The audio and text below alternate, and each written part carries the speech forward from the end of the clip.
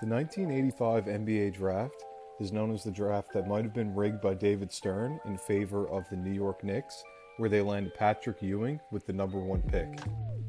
Another thing people may not know is how Patrick Ewing got to the Knicks in the first place, and the conspiracy theories surrounding the events of the 1985 draft lottery, and how the Knicks ended up with the first pick. During this time, one large envelope for each team in the lottery was placed in a large, transparent plastic ball and shuffled up before David Stern picked them out. As the conspiracy theory goes, the Knicks envelope was either purposely given a creased corner while it was being tossed in the ball, or it was frozen to make it easier for Stern to choose. It happened to be Ernst & Winnie employees who put the envelopes in the ball, and some believe that person made sure the corner of the Knicks envelope was creased when it was put in. The Knicks certainly weren't complaining about any of this, and they enjoyed the Hall of Fame services of Patrick Ewing for a very long time, even if they never got a title out of it. Unlike how the game is played today, the league back then was dominated by big men. Sure, the era of Larry Bird and Magic Johnson, but still, there's no denying that at the time, height was everything. Of course, we had Michael Jordan, the greatest player of all time, playing in the 1990s, but even so, it was thought that teams couldn't win a title without a great center. Patrick Ewing is undeniably one of the greatest players to ever wear a New York Knicks jersey. He spent 15 years with the Knicks in what was one of the most successful stints in franchise history. He was the consensus first overall pick in the 1985 draft, and a tremendous career with Georgetown where he averaged 15 points, 9 rebounds, a steal, and 3.5 blocks per game on 62% shooting. He pretty much won it all during his time at the Hoyas, including the NCAA title in 1984. Simply put, he was the next big thing, literally, and NBA teams were lining up to acquire the services of the once-in-a-generation talent. At the time, David Stern was the league commissioner. 1985 actually marked the first time the NBA draft lottery took place after owners got sick of teams blatantly tanking for a top pick, with Donald Sterling's Los Angeles Clippers a main culprit.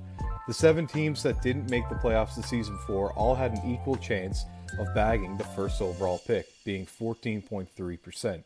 The conspiracy theory revolves around the notion that Stern and the league want the Knicks to establish themselves as part of the upper echelon of teams in the NBA because of their standing as one of the big market franchises. So if you were to ask a casual NBA fan about Patrick Ewing, they would probably tell you that he played with the Knicks and was one of the greatest centers to ever play in the 90s. However, he also played with the Seattle Supersonics and Orlando Magic to finish out his career in 2 very strange seasons. So he is basically a Knicks lifer. By the time the NBA draft lottery came around, David Stern allegedly had his mind set on giving the first overall pick to the Knicks, which would virtually hand over Ewing to the franchise. There were even rumblings before the draft that it had all been arranged. Stan Kasten, then the GM of the Hawks, recalls attending a college tournament in Hawaii a few months before the lottery, via Sports Illustrated.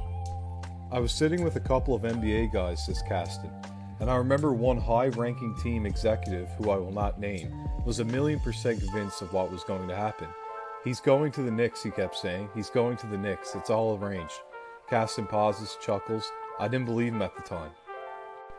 To put things into a better perspective, and relate it to the modern-day NBA, Patrick Ewing was the type of prospect that was on the same level as Zion Williamson, just drafted a few years ago. Whatever the case may be, the Knicks indeed won the number 1 pick, and the rest, as they say, is history. David Stern was asked about a rigged lottery at the time, but he brushed it off. Instead, he focused on the popularity of the new event.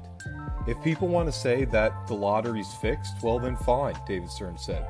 "As long as they spell our name right, that means they're interested in us, and that's terrific." In the end, nothing was actually proven, and this is still nothing more than conspiracy to this very day.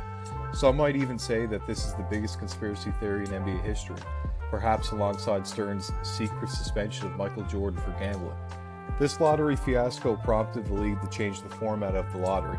Ping pong balls were introduced shortly after, and that has been the norm ever since. Whether or not there was a direct correlation between the conspiracy theory and the league's decision to reformat the NBA draft lottery is not something that we will ever be able to determine conclusively. The league looked at it if the Knicks were a better team in a bigger market, that would translate to a boost in the overall popularity of the NBA, which would have helped when working on a new television deal.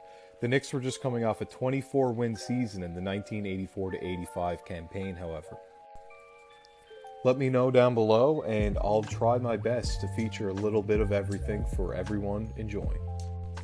Until next time, this has been Court Chronicles. I hope you have a good one.